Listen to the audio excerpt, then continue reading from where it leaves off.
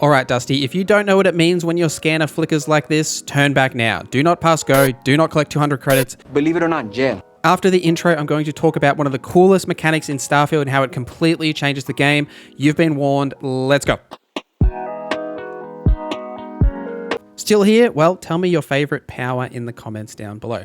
So what we're talking about today is the Starborn Powers. I've been itching to make this video for so long, but I wanted to wait until most people have at least heard of what this is, and I didn't want to spoil it for anyone, and I apologize if I have spoiled it for people, but it's just one of those things, you know, content creation can be a beast sometimes. So the Starborn Powers come from completing the Into the Unknown quest. Once you've done that, you'll actually get your first power, and then the other powers will become accessible to you. So essentially, like from that point onwards, you'll either find in the world like these temples. When you enter systems, you'll get like a quest pop up to say that you can actually go and get them, or by talking to Vlad, he'll actually point you to where you can find the temples. If you don't want to like go and search for them yourself, you can literally just talk to Vlad every single time and he'll tell you exactly where to go for every single temple. That's how I got all 24 of them. There is 24, by the way. The whole process is pretty much the same for all of them. You sort of enter and you do the little spinny thing, and then you get the power, and at the end you have to fight a guardian. The guardians can be a bit tricky depending on the system that the temple is in. They do give some good experience, as well as the quantum essence. That essence on the power screen, you can actually like use one and it will increase your like power regen speed for the next 60 seconds. So say if you're in like a tough fight or encounter and you want to use those powers a lot, then definitely pop one of these, as the regen is huge. It actually gives you a really solid amount of regen. But let's talk about the best powers themselves. Now the first one is like inarguably the best power, and that is personal atmosphere. So this creates a small area of unlimited oxygen around you for a duration. Now this doesn't sound that good, but what makes this really good is just general exploration. Like when you're exploring on planets, for me, when I'm exploring, I just hold down that sprint button, right? And then once my CO2 maxes out, I just pop this. It completely restores your O2 and has unlimited O2 for a period of time. You can just sprint forever, and then once it eventually runs out, you lose all your C2 again. You've probably got a backup, so you can just keep using it again. It's also really good, say if you are over encumbered, you know, when you're over encumbered and every time you like walk or sprint, your O2 will actually start to deplete. This just gives you unlimited O2, so you can actually get back to your ship if you need to like drop something, or you know, you just don't want to lose what you've got for a period of time and stop actually losing O2. It can really help with that as well. Elemental pull is a lot of fun as well. So this will blast inorganic resources and pull them towards you. So that's like any of the mining deposits that you see around. When you see like rock deposits with these, you just pop this near them and you'll just like instantly collect those resources. It just saves you the time from having to like mine them with your miner. It's just a little convenience factor. Elemental harvest is similar in that way, except it regrows flora once you're like in an area. So if you pick, say, the fruit from something and then you use elemental harvest, it'll instantly regrow it and you can pick it again. This is really good if you're like trying to farm certain resources. And the area that it does it in is actually pretty large as well. It's not just the one that's directly in front of you. So you can like, if you've got a collection of flora that's there, right, you can collect them all, pop this, and then go and harvest them again. Precognition is a lot of fun too. So this will allow you to see where people are going to essentially like walk. But if you're in dialogue, it will actually tell you exactly what they're going to say to your dialogue response.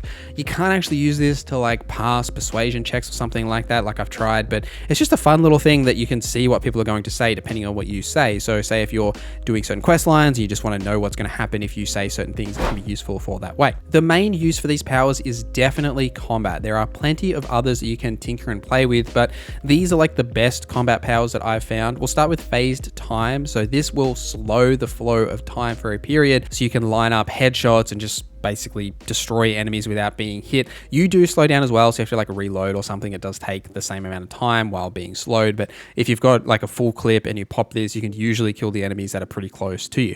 Gravity wave isn't very good. It's sort of like a worse Fusrodar, but gravity well is actually really good. So this will suck literally everything that isn't nailed down into an area, including enemies. I use this a lot for some harder enemies and bosses because it essentially like stun locks them, because they won't attack while this is active and they're stuck in it. So if you're, you know, you've got enemies that are quite difficult, or you're at the end of some sort of a dungeon with like bosses there, this will really help for those encounters. Sunless space again is very similar in that it will really help for those bosses. What this does is it will shoot a ball of ice into an area, it'll explode and freeze anything that's in that area, and they'll just essentially fall to the ground. You'll just be able to shoot them while they're down there. So both of these are great for those sort of encounters that you can use, and I use them a fair bit. area because of their AoE potential as well. Creator's Peace is a kind of fun. So this pacifies all enemies in an area and disarms them for a duration. Now this only works for enemies. You can't use this on allies to have them like drop their weapons, but on any enemies, you can just have them drop their weapons and then you can pick them up and then they have no weapons. So if they, once that effect wears off and they do attack you, they're just going to punch you, right? Just another way to help in those sort of difficult encounters to have enemies drop their weapons. It obviously doesn't work on aliens, like they don't have weapons, so they're not going to drop them, but you can use this on spaces, Crimson Fleet, pirates, what have you. Parallel Self is a ton of fun. So this will summon another version of you from an alternate dimension for a duration, and this version will have like the same armor and weapons that you have equipped at the time that you press that button. So say if you've got a giant minigun, then you can hold that minigun and then pop this. Your self will then have that minigun. You can switch to whatever other weapon you wanted to use, but there's a lot of fun that you can have because they'll just have whatever you have equipped, and it just gives you another ally in combat. So if you've already got a companion, it gives you another one. So you've got the freedom there. It doesn't really come up very often, but you can also use alien reanimation in a similar way. So you can like resurrect a dead alien to fight alongside you for a period of time. For the most part, like alien encounters are either pretty rare unless you're specifically going out to like look for them, or they're like not super involved. But either way, like if there's aliens around, you can then reanimate them to fight. This is just like a little fun mechanic, and you can do a similar thing with the inner demon to like make human enemies like create a copy of themselves and like then they attack each other. So there's some fun things you can do with these, but alien reanimation and parallel self are pretty good. There are two defensive powers and they're both really, really good. The first is reactive shield. So this will create a shield in front of you that will block any projectiles and in some cases reflect them back to the attacker.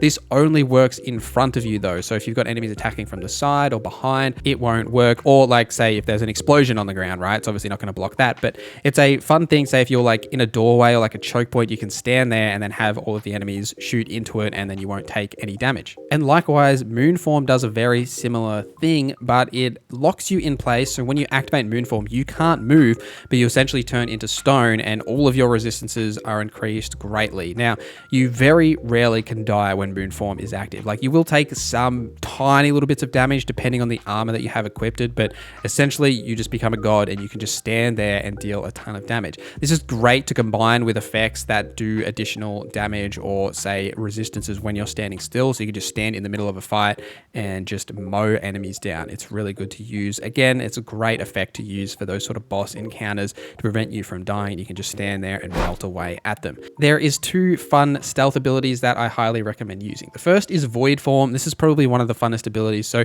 you wrap yourself in light and become nearly invisible for a duration. Even if enemies know exactly where you are and you crouch and use Void Form, they will lose you. So they will continue to shoot in like the area you were just because like they're, you know, looking for you, but you can essentially crouch, Void Form, walk away, they'll shoot in that area, you can get behind them and then sneak attack or do any of that sort of stuff, or even just use it as like an escape mechanic. If you wanted to get away from enemies, say you're, you know, bitten off more you can chew and you want to escape, you can do that as well. Sense Star Stuff is great. This will give you like wall hacks and it'll essentially detect all life around you. It's really, really good for stealth missions. I use this all through that Ryujin mission, if you know, you know, because it will just show where enemies are around you. You can see if you're going to like walk around a corner, there's going to be an enemy there or something. And you can just use this out in the world too. Say if, you know, you're trying to find enemies or you want to avoid combat with them, you can do it in that way. But both of these are fantastic stealth abilities that you can use for those sort of encounters. But let me know your favorite powers in the comments down below, guys. Thank you guys for watching this video till the end. Thank you to our members for supporting the channel. My name is NorZZa, and I hope you have a great day.